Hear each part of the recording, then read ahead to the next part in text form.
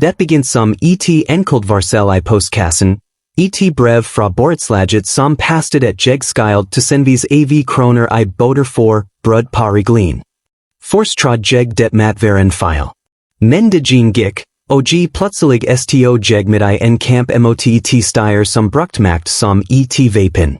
Trusler, skjult motor, og forsøk på gjøre meg til et eksempel for resten av nabolaget. Ingen trod jeg konvinni. Men det underverdet haver langt jeg var villig til for avsløre sannheten. Jeg had alltid likt stillheten I liligaten min den la I tregetas I et borettslag som saut som alle andre, tre fazade, sma bakhanger, og naboer som hilst med et hoflignik, men aldri mer. For meg var stedet et pustrum etter lang arbeidsdager. Jeg var grafisk designer, freelancer, med datamaskinen som bad kollega og flukt. Alt jeg ønsket var fred, rutin og muligheten til liv uforstyrret. Og morgenen pleide jeg ta kaffe på bakkengen, hør på leiden av trikken som passe rut ned på gaten, og forlelsen av kontroll. Jeg had aldri vært typen som blandet meg I naboens saker. Borettslagsmåten var no jeg ungikk, jeg betalt fellesskapsnedin, holdt meg til reglene og forventet at det skal være nok. Det sma konflikten mellom naboer, parkringsplasser, mailing av trappeoppganger, eller lukten fra grillen på sommeren, rørt meg ikke. Jeg holdt meg unna alt som luktet drama. Men ting endret seg sagt, uten at jeg slagmark til detektiv en New York-stylder bli valgt under et mot jeg ikke deltak på. Navnet hans var Arvid, en man I femtirin med et ansikt som alltid virket misfornøyd, selv han smilt. Han had tidligere jobbet I eiendomsforvaltning, og mange I blokka beskrev ham som effektiv. Jeg skjønte raskt at effektiv betydde noe annet, kontrollerend, detaljfokusert, og besatt av makt. Det første uken etter at han tok over, kom det sma endring. Nei skilt I fellesskapet. Regular soppelsortering og parkringsrutiner bli strengere. Det virket trivialt, men tonen I brevin var annerledes, som det var skrevet for skremme, ikke informer. Jeg husker spesielt et brev som kom en søndag ettermiddag. Det la brettet presist I postkassen, manglende overholdelse av vedtekten kan medføre. En ubehagelig setning, nesten tilfeldig plassert I et ellers nøytralt skriv. Jeg lå forst. Bøter? Virkelige? Jeg had aldri gjort noe galt. Jeg holdt gangen ryddig, betalt alt I tid, og gent napt naboen. Men latteren satt fast. Det var noe I maten orden var formulert på, en kaldhet som varslet at nå var I ferd med skift. Uken gikk. Sma observasjoner begint samle seg som stav. Jeg la merke til hvordan Arvid gikk runder I bakgarden sent på kvelden, notat blokk I handen, som han let etter lovbrud. Han stoppet ved sikkelstativet, takbilder, og skrev ned registreringsnummer på biler. Flere naboer begint snakke lavere det ham. Noen nektet hils. Jeg forstod at denne mannen ikke bare administrert Borettslaget, han overveket det. Så kom det forstvarslet. Et hvitt ark med Borettslagets logo, lagt I postkassen min, brud på husordensreglene section 4, personlige eiendeler plasser uten forbud. Det sto at jeg had latt en gammel lampe sta ved boderen. Boten var på 500 kroner. Jeg husket lampen, jeg had flyttet den ut mens jeg malte inn. Den sto der I en kveld. Jeg trodde ikke noen vil bry seg. Jeg betalt ikke. Ikke fordi jeg ikke kun, men fordi det folks uremelig. Noen uker senere kom et nytt brev, denne gangen mer aggressivt. Manglende betaling av elagt bot vil medføre ytterligere økonomisk sanksjoner. Språket var formelt, men tonen var truende. Jeg tok bildet av brevet og sendt det til en venn som jobbet som jurist. Han svar kort, det kan ikke gjøre det uten vedtak på generalforsamling. Ikke betal. Jeg postet lettet ut men lettelsen var kortvarig. Arvid stoppet meg I gangen noen dager senere. Han smilt uten varm og sa rolig. Det viktig at alle følger reglene. Vi kan ikke gjøre unntak. Blikket hans festet seg ved meg som en advarsel. Etter det bli ingenting normalt. Jeg begint a modestadig flere brevet et om at bakingen min var, uadersert dekret. Et anet forstyrren støy, på grunn av et testater jeg brukt om kvelden. Alle had sma båt. Som min vokst. For jeg visst ordet av det, hevdette at jeg skyldt over 5.000 kroner. Jeg gikk gjennom brevin igen og igen, let etterlogik.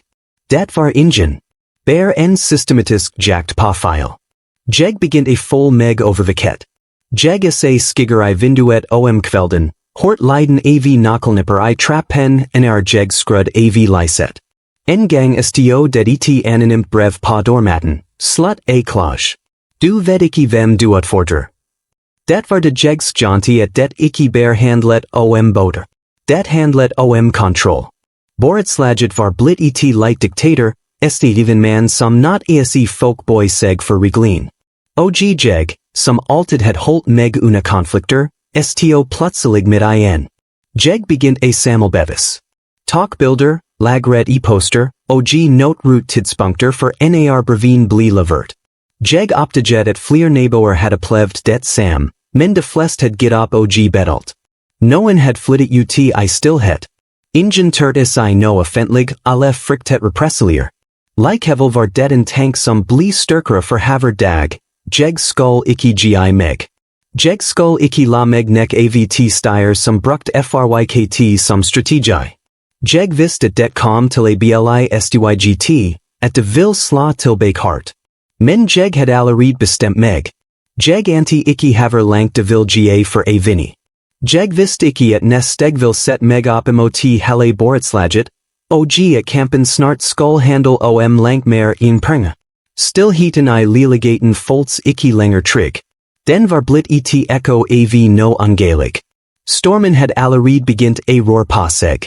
Det nest uken bli som a liv I et eksperimenter noen testet grensen for hvet mennesktaler for det breider sammen. Haver morgen, for jeg rak a kokkaf, lagt et mytt brev I postkassen. Altid datert, altid undertegnet av arvid med sin precis, mekanisk handskrift.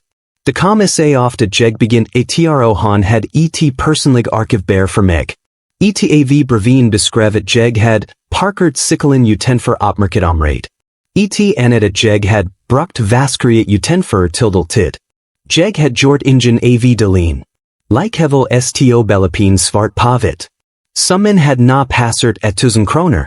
Jeg gikk til styrets kontor en ettermiddag, fast bestemt på afa en forklaring. Doren var last, men gardenen var trukket til side. Jeg kunne se arvider inn, sittend ved skrivebordet, med bunken av papirer foran seg. Jeg benket. Han se opp, men ries seg ikke. Bare et nikk, et tegn med handen, som for asi at jeg matvent. Jeg ventet I minutter. Til slutt ries jeg meg og gikk.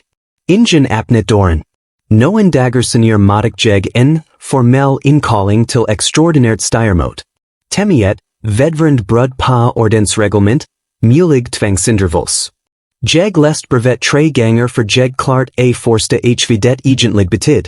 Det planla a tvinge meg til a bedel, eller I verst fall send saken til namsmannen. Jeg snakket med en advokat. Han blad gjennom dokumentin og rystet på hodet. Det ikke juridisk bindend, sa han. Men det bruker systemet til a presse degree det en maktstrategi. Han anbefalt meg a krivinsen I alle vedtak som angikk meg. Jeg sendte en e-post til styret, saklig og kort. Jeg ønsker insen I alle styrevedtak relater til pastat brudd på reglin I min leilighet. Svaret kom nest dag. Et kortavslag. Styrdokumentin intern og ikke gjenstand for insen uten særskilt godkjennelse. Jeg svarte igen. Ingen riksgen. Men til dager senere sto en lapp på doren min, ikke forsake undergrave styrets arbeid. Naboen begynte a trek seg unna. Folk som pleide a hils, snudblikket. Jeg hort dem hvisk I trapp I oppgangen. En kveld se jeg arvid I fellesgarden og snakk med til menn jeg aldri had sett for. Det pekte opp imot bakingen min da jeg gikk ut på den for ase bedre, hevet arvid blikket. Ingen ord bli sagt, men blikket hans var et loft om krig. Sa kom truslin forkold som formaliteter. Et nytt brev hevdet at jeg had spread uriktig om styrets arbeid, og at det kan fa konsekvenser for min boevn. Jeg sat med brevet I handen og kjent for forstgang en fysisk frykt. Ikke betyd boevn? Kunde faktisk prøve kast meg ut? Jeg begynte a dokumenter alt. Jeg kjøpte et light kamera og sat det opp I dorkerman. Jeg tok skjermbilder av poster, lagret alt I mapper merket med dato. For forstgang folds min egen leilighet som et bevisrum. Midt I det begynte strømmen I boden min a forsvinn sporadisk. Jeg meld fra til styret, men fikk svar om at filen var selvforskyldt grunnet ulovlig bruk av strømmetak. Jeg had ikke rort no. Etter noen dager oppdaget jeg at leisen til boden var bittet. Jeg had ikke fat knuckle. Jeg konfrontert arvid I gangen igjen. Denne gangen sa han på meg som om jeg var en plage, et insekt som ikke vil du. Du forster ikke haver mange klager 6 far om deg, sa han kalt. Du bird kanst vurdere flitt. Det vil gjort alt enklere. Ordin sat I meg resten av dagen. Ikke på grunn av trusselen, men på grunn av selvsikkerheten. Han var overbevist om at han allerede had vunnet. Jeg bestemte meg for a mot dem på deres egen bein. Jeg skrev et brev til hele Borettslaget. Ikke sint, bare nocturnt og dokumentert. Jeg la ved kopier av brevin jeg had fat, datoen, og advokatens veding. Jeg la brevet I alle postkasser I bygget. Dagen etter var oppgangen still som et bibliotek. Ingen hilst. Ingen smilt. Mensenir på kvelden hort jeg stemmer I gangen, lavmålt og nervøs. Noen had lest. Noen begynte forste. 3 dager senere fikk jeg et nytt varsel. Beboer x forårsaker euro og konflikter. Styret videre a sak for brudd på Borettslagets vedtekter. Brevet var uten signater denne gangen. Bare initialer. Jeg vaknet til leiden av banking på dåren tidlig en mandag. Til men I refleksvester sto utenfor. Vi skal spiser boden, sa den en. Jeg ba om dokumentasjon. Det vist meg et paper, utidelig kopiert, med styrets logo. Jeg nektet adgang. Det gikk, men for det forlatt trappen, hort jeg arvid stem lenger ned. Han gjorde det bare vær for seg selv. Sam kveld bli jeg ringt opp av politiet. En patrulje had fatmelding om, mistenkelig oppførsel, I lillegaten myndet kom, fantoingenting. Politibetjenten sa på meg med et blikk som fortalte at han forstod mer enn han kunne si. Bare vi forsiktig, sa han lavt for han gikk. Riktin begynte spre seg. Noen sa jeg had sabotert fellesanlegget. Andre påstod at jeg had truet styret. Ingen av dem var sann, men det spilt ingen roll. Et Borettslag betyr riktig mer enn bevis. Jeg prøvde a fortsett livet som normalt. Jup, spies sov. Men sovnen forsvant forst. Haver lyd I oppgangen fikk tett mitt til a sla raskier. En gang vaknet jeg av at noen vred på dårhandtaket mitt på natten. Det jeg åpnet dåren, latt et ark på gulvet, det ikke over. Nå I meg nak den natten, men ikke slik arvid happet. Jeg bestemte meg for a sla tilbake. Ikke med sin, men med system. Jeg kontaktet en lokal journalist som had skrevet om Borettslaget. Jeg sendt henne alt jeg had, brevin, bildin, videoen, tidspunkten. Han svart etter til dager, det hver inn jeg tråd. Vi ser på detektiv. Samtidig levert advokaten min en formell klage til forbrukeratet og varslet styret om at 6 krevde full dokumentasjon på alle bøter. Det blir still I noen uker. Ingen ny brevet ingen kommentarer. Jeg begynte tro at det kanskje var over. Men stillheten var bare pausen for nest slag. En kveld jeg kom hjem fra butikken, sto det et stort oppslag I oppgangen. Et varsel til alle beboer, gjend gransking av euroskaper. Under teksten var det et bilde av min lille getster, tatt på nært hold. Jeg gjent vorden bladet fros. Jeg rev ned oppslaget, men dagen etter hang det et nytt. Noen had kopiert det og hengt det opp igjen. Flere steder. Journalisten publisert saken uken etter. Overskriften var kort. Beboer hefter seg trakassert av Borettslaget, krever Artikelen fikk rast oppmerksomhet. Kommenter feltin explodert. Noen tak min side, André forsvart Borettslaget. Arvid svartefentlig og kalt meg, en vanskelig person med urealistisk forventninger. Men no had endret seg. Brevstrømmen stoppet helt. Flere naboer begynner send meg meldinger anonymt. De fortalte at de også had fat bøter for smading, for feilparkering, for blomster på bakken, for støy som ikke fantes. En nabo avslørt at Arvid had et internt system haver han registrert beboer som problematisk. Advokaten baom insin I det systemet. Styret nektet. Men pressen begynte a still sporsmål, og plutselig mat de forklare seg offentlig. Et mot bli innkalt. Denne gangen med alle bebøren til stede. Jeg satt bakerst I salen, omgitt av mennesker som had vært still sa lenge. Arvid sto foran, I dress, med mapper og papirer. Han snakket rolig, men svetten skint I pannen. Han sa at jeg had skadd et Borettslagets omdom, og et verdert videre tiltak. Da han prøvde a lese opp listen med pastat bøter, rakt en eldre dame opp handen. Jeg fikk også bot, sa han. En annen fulgte, jeg også. Stemningen endret seg momentant. Murmelen vokst. Arvid mistet rytmen. Det var øyeblikket jeg had ventet på. Ikke for hevn, men for sannhet. Jeg reiste meg og levert kopier av dokumenten jeg had samlet til modeletteren. Tallinn var der, svart på hvitt, ureglementer bøter, manglen vedtak, ingen signert protokoller. Motet en I kaos. Folk ropt, noen forlot rommet, André begynte a kriv et styret mat jav Arvid prøvde a snack, men stemmen druknet I summingen. Den natten, de jeg kom hjem, sto det en New York lapp på døren.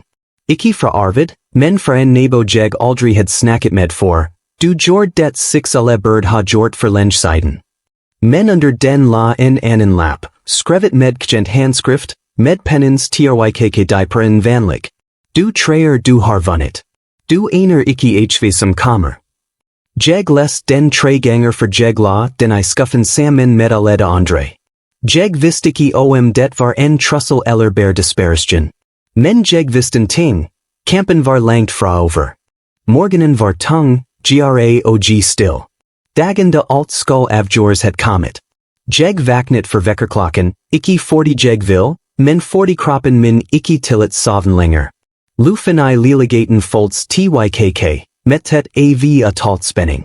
I flere meinder had jeg levd I constant berdskap, som dår som vettet no nærmer seg. Denne dagen var ikke bare mot, det var oppgjort. Styret had innkalt til en ekstraordinær generalforsamling. Temiet var vedvarende konflikt mellom beboer og styr, veding av rettslig. Jeg visste ikke det betydde. De vil prøve afa meg ikke med vold, men med dokumenter, paragrafer og stemmer.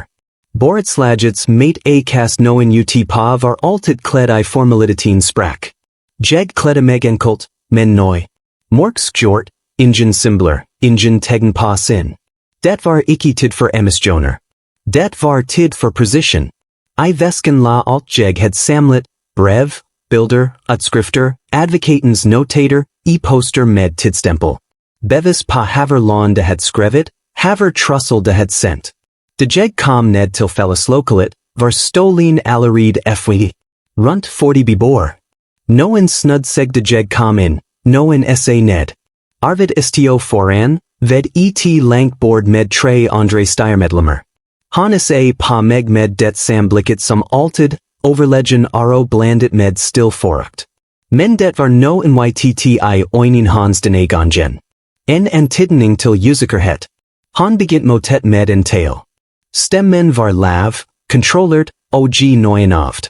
Vi samlet her for a hanter en situation som har skapt ubehag for flere av hver beboer. Det beklagelig, men nødvendig. Han pauser. Styret har mattet gentat klager om trakassering, forstyrrende oppførsel, og urettmessig pastander mot Borettslaget. Orden bli hengend I lufen som stav. Jeg hort summing bak meg, noen hvisket, André tok opp telefonen. Arvid tak frem en map og begint a lees fra dokumentin. Mijn brev, mijn henvendelser, mijn klager. Han vridalt. Det som var selvforsvar, bli fremstilt som aggression. Det som var dokumentasjon, bli kalt sabotage. Jeg reist meg ikke Anna. Jeg ventet til han var ferdig, til han trakk passen og skal videre til, anbefaling om juridisk tiltak. Det reist jeg meg rolig, tak med pen min og gikk frem. Jeg vil svar på det, jeg kort. Arvid apnet munnen for avbreit, men salen var allerede på min side. Flere nikket. En kvinn fra forstradet lavt, la ham snack. Jeg stilt meg foran bordet. Hendin min skalv litt, men stemmen var klar. Det har hørt, ikke sanning. Det en omskrevet versjon av virkeligheten, laget for a skjul no langt mer alvorlig. Jeg tak opp av brevin og holdt det høyt. Det av varslin jeg matek. Dater 12. Mars. Det staret jeg skal ha brutt reglin for badbruk. Men I falj vedtektin deres, jeg slå opp dokumentet, finns det ingen slik paragraf. Lavt gisp gikk gjennom rommet. Jeg la brevet på bordet, tak frem nest. Det, 24, April, poster at jeg skilder 5,000 kroner I bøter. Men ingen av dis vedtekin signert eller registret I motorfyretin. Jeg har fatt tak I et skriftin fra forage generalforsamling. Det finns ingen votering om det. Jeg la dokumentin foran ham, etter ett. Papirin traf bordet med tort klikk. Leiden fylt rommet som en rytme. Arvid prøvde a smile, men det holdt ikke. Jeg fortsatt, har brukt bøter som vapin. Har opprettet falsk saker mot beboer. Jeg ikke den eneste. Jeg utover salen. Flere nikket. En eldre man reiste seg og jeg fikk oksebat.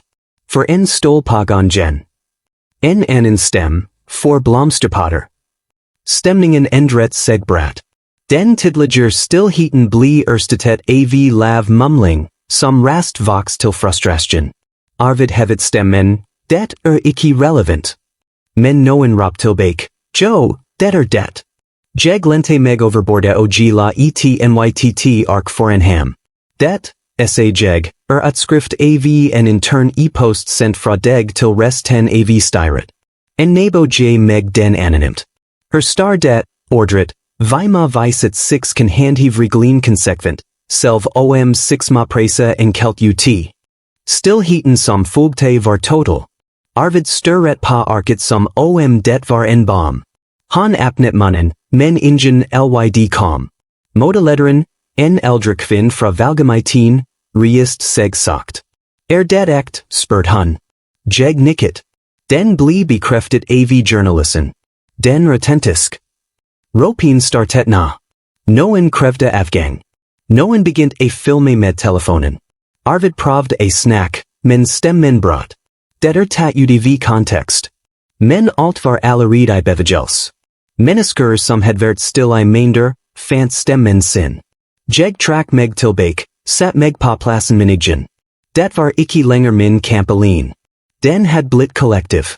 Motet fortsatt, men kontrollen var bort. Flere beboer reiste seg med egne historier. Vorden det var blitt truet, bøtelegge, isolert. En ung mor fortalte at han had betalt en bot på 2,000 kroner bare for afa fred. En eldre dame begynte a greit han jeg trod det var min feil. Arvids ansikt bli blekt. Han prøvde a sammelpapirin sign, men det falt ut av hendin. Den etter den andre I styret bort fra ham. Det nektet a motblikket hans. Sa reist modeletteren seg igjen. Jeg foreslår at 6 stemmer mistillitsforslag mot styret. Stemningen I rammet skiftet fra kaos til stillhet igjen. Han loftet handen. Det som stod forslaget, rekker opp handen. Have av hender loftet seg. Forst no land, samstemt. Jeg telt uten min det, 2, 15, 30. Det var overveldent. Bare til hender forbel need, Arvids og hans nærmest allirut. Modeletteren notrut resultatet og med klar stem. Forslaget vedtatt. Styritter avsat med omedelbar virkning. Arvid bli stendelin. Ingen snacket til ham. Han pakket sakin sin I stillhet, som han allerede had vist worden det vil endi. Da han gikk forbi meg, stoppet han. Pointing hans mot mine. Ikke hat denne gangen, bear tomhet. Du og dela alt, visket han. Jeg svart ikke. Det var en genting asi. Etter at han forlot ramet, sat sigsigen I stillhet. Modeletteren takket meg rolig, men jeg gent ingen triumph. Bear trevet. You can etter bli saken omtalt I lokalivisen igen. Overskriften lad, styret I Borettslaget avsat etter maktmisbruk. Journalisten had skrevet en grundig uppsummering. Ingen navn, men alle vist vem det handlet om jeg bli kontaktet av folk fra andre Borettslag, som fortalte det hadde plevd lignenting. Det jeg had trod var et enkelttilfell, var tideligvis et monster. Men det mest juventud kom noen dager senere. Et brev, uten av sender, la I postkassen. Jeg kjent igen handskriften med en gang. Arvids. Det var kort, bare en setning. Du vant denne gangen, men husk, systemet beskitter seg selv. Jeg la brevet I samskuff som det andre. Lukket den sagt. Denne gangen rystet jeg ikke på hendene. Jeg had ventet på en trussel. Sam kveld gikk jeg ut på bakkengen. For forst gang på meinder var garden still. Ingen som takbilder, ingen som la lapper på døren. Lufen folds anerleads, som no var renset ut. Men jeg visste kampen had hatt en pri. Ikke bare for meg, men for alle som had levd under frykten for et styr som glemt at regler skal beskitt, ikke skade. Jeg teoder lenge, mens morket la seg over blokken, og tenkt på alt som had skjedd, på hvordan et nabolag kan bli et maktspill, og hvordan stillhet kan bli et vapin. For forst gang på lenge pastet jeg du ipt. Ikke I let else, men I yrkjen else. Jeg had ikke bare slat dem. Jeg had bevist at makt, uansett haver litten, altid kan utfordres, hvis noen bare tor se igen alle andre tier. Dagen etter generalforsamlingen vaknet jeg til stillhet. Den folds anerleads in vanlig, ikke den trikkend, kunstig stillheten som had lagt seg over bygarden I minetsvis, men en ekt stillhet. Den som folger etter stormen, alt har falt på plass, men sporen av og de legals fortsatt ligger sinnlich. Avisen la foran døren, brett tett pent som altid. Jeg loftet den uten asi, men navnet på forsiden fanget blikket mitt med en gang. Borettslagets navn, trykket med stor bokstaver. Understiodet, styret avsat etter avsløringer om misbruk av makt. En kort artikel, men med alt som betyd no. Det var ikke lenger et rikt. Det var dokumentert, trykket, permanent. Jeg satt meg ved kjøkkenbordet med kaffen og lot blikket gli over teksten. Det had genget hendelsesforloppet nocturnt, uten dramatikk, men jeg gent intensiteten bak hvert ord. For forst gang på lenge folds det som noen faktisk se. Ikke bare meg, men systemet jeg had stat opp imot. Det forste gen etter motet var mørklich. Beboer jeg aldri had snakket med, begynne hils. Noen la sma lapper på døren med korte bestjeter, takk. Endelig. Du gjorde det sikkert. Jeg les dem alle, men beholdt dem ikke. Det var ikke behov for heltestatus. Jeg had ikke gjort det for applaus. Jeg had gjort det fordi jeg ikke kan liv med lånen lenger. Et midlertidig styr bli oppnemt. Nei mennesker, usikker, men oppriktig. Det forst uken var full av opprydding, gjennomgang av økonomi, sletting av ugyldige bøter, gjennomgang av alle tidligere vedtak. Det visste seg at jeg ikke var denne som had blitt rammet urettferdig. Over beboer fikk refundert beløp da aldri burde ha betalt. Noen grat av let else. Andre bli sint, ikke fordi pengen kom tilbake, men fordi ingen had stoppet det tidligere. Etter hvert som arbeidet fortsatt, begynte stemningen I bygarden endre seg. Der haver det tidligere var misstillet, begynte det voks en form for fellesskap. Folk stoppet opp I garden for prat. Smating som had vært forbudt eller overvikhet, som blomster på bakkengen eller en sikkel I oppgangen, bli igen sinnlich. Livet kom tilbake. Men from meg bli gleden blandet med trevet. Jeg had brukt sa energy pi kjemp, et jeg nesten ikke visst hva jeg skulle gjøre uten konflikten. Jeg had levd I constant beredskap I over etar. Na som trusselen var borte, folks alt, still. For still. Jeg tok meg selv I aga gjennom gamle dokumenter igen, som jeg let etter nytt slag kjemp. Det var en merkelig tomhet I innsett det var over. Ikke fordi jeg savnet fienden, men fordi kampen had blitt en del av min identitet. Likevel, mens uken gikk, begynte jeg merke ting. Savnen kom latir. Tanken kretset ikke lenger rundt nest var selv, nest trussel. Jeg begynte mailigen, no jeg ikke had gjort på flere år. Jeg tok meg til tilber sitt på bakkengen, isi på folk som gikk forbi, uten frykten for at noen stod bak gardinen og notrut. Men spokelsen av fortiden forsvant ikke helt. Noen av de tidligere styremedlemmen flyttet ut still, uten avskjed. Andre ble bend, men holdt seg for seg selv. En kveld, da jeg gikk gjennom gardsplassen, kjente jeg et blikk fra et vindu. Gardenen beveget seg. Jeg visste hvem det var. Arvid. Han var fortsatter, selv makt hans var borte. Han forsøkte aldri kontakt meg igen. Ikke direkt. Men avog til dukket sma tegnop. En anonym kommentar under artikkelen I lokalavisen. Nytt rikt meg, subtilt plantet, men uten virkning. Folk tråd hem ikke lenger. Hans ord had mistet tyngde. Den virkelige hevnen kom ikke gjennom straff eller Michaels. Den kom gjennom stillheten. Gjennom det faktum at systemet han kontrollert, na fungert uten ham. At mennesken han had kate, na sto apriest. Et haft senior bli jeg inviter til et mot av det ny styret. De vil, takke for innsatsen, og spurt jeg kun bidra med forslag til revidering av vedtekten. Jeg nolti forst, men gikk likevel. I motet var tonen helt annerledes. Ikke autoritær, ikke defensiv, bare praktisk. De diskutert rettferdighet, åpenhet, tillit. Ord som tidligere had vært tom slagord, men som na bli brukt med mening. Jeg satt I stillhet en stund mens de snakket, og innså at det var den egentlige seieren. Ikke at jeg had fat rett, men at nå had endret seg permanent. Borettslaget var ikke lenger et hierarki, men et fellesskap. En lærdom som var betalt med svett, euro og mengder av psykisk press. Journalisten som forst had skrevet saken, tok kontakt igen. Han vil gjøre en oppfølgingssak hvordan nabolag kan mistillit, og finn den igen. Jeg ja, men på en betingelse, ingen navn. Kimit ikke Arvids? Han aksepter det. Artikkelen kom ut med overskriften, fellesskap blir maktspill. Den bli delt bredt.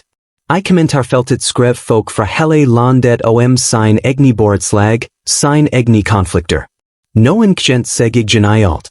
Andre at det had tråd slik historier bare fantes I film. Men den størst virkningen merket jeg ikke for lenge etterpå. En kveld ringte det på døren. Utenfor sto en ung man fra naboblokken. Han holdt et ark I handen. Jeg hørte saken din, sa han, og jeg vil starte en sak mot mitt eget styre. Kan du vise meg hvordan du gjorde det? Jeg sa på arket han holdt. Et varselbrev, nesten identisk med det forst jeg had fat. Sam sprak, Sam trusler. Bear nytt navn. Systemet gentok seg, bear med andre ansikter. Jeg hjalp ham. Ikke fordi jeg ønsket start en New York camp, men fordi jeg ikke lenger kan ignorere juret. Erfaringen had gjort meg mot frykt. Jeg visste hvordan makt fungert, og hvordan den kan brytes ned, ikke med sin, men med dokumentasjon, precision og utholdenhet. Etar etter det forst motet sto Borettslaget som et helt annet sted. Ny regler, apni budsjetter, gjennomsiktige avgjørelser. Ingen flere, hemmelige, bøter. Ingen flere trusler. Folk snakket med hverandre igen. Jeg kun høre latter fra gardsplassen kvelden, et lydbild som tidligere var erstattet av mistenksom stillhet. Men inni meg bar jeg fortsatt mening. Ikke som sar, men som ar som minnerkroppen pa hv den har overlevd. Jeg had sett hv sma doser makt kunjor medmennesker. Hvorden stillhet kan være like destructive som handling. En gang, mens jeg satt på benken ved inngangen, gikk en eldre dame forbi. Han smilt ogsa, du fikk oss til a tro på rettferdighet. Jeg nikket bær, men inni meg kjent jeg no jeg ikke had fått på lenge, Senere den kvelden tok jeg frem et av mine gamle malerier, jeg had lagt bort under konflikten. Jeg begynte a mail over det, ikke for a slett det gamle, men for agi det nytt liv. Bildet av blokken, slik den sa utina. Salis over fazaden, mennesker på bakkengen, ingen mork skigger I vinduin. Mens jeg sa på malaria tork, slå det meg haver enkelt alt egentlig had vært. Alt som trengs for a endre system, var en person sluttet a tai. En stem, sa liten I star 10, men som tvang stillheten til a sprekk. Noen mener senior fikk jeg nytt brev I posten. Denne gangen fra kommunen.